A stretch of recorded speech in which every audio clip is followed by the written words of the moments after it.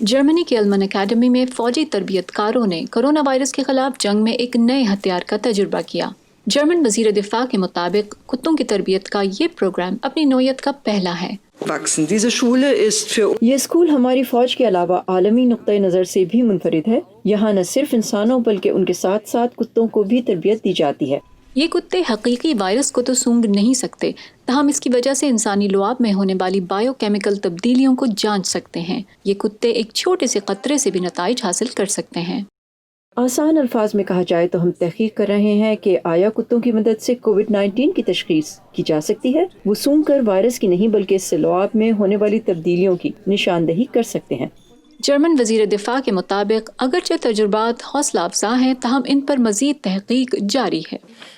میں اگلا اقدام واضح کرنا چاہوں گی، جیسے کورونا وائرس اور فلو میں تفریق کرنا اور فعال وائرس کے حامل افراد کی نشاندہی کرنا وغیرہ۔ مزید تحقیق کے بعد ہی ہم واضح نتائج جاری کرنے کے قابل ہو سکیں گے۔ فوجی کتوں کے تربیت کار ہینوور یونیورسٹی کے ساتھ مل کر کتوں کی مختلف اقسام پر تحقیق کر رہے ہیں۔ وائرس زدہ لعاب کی صحیح نشاندہی کرنے پر ان کتوں کو انعام سے نوازا جاتا ہے۔ عرش عرب اسادی کے ساتھ فائزہ بخاری، وائس آف امریکہ۔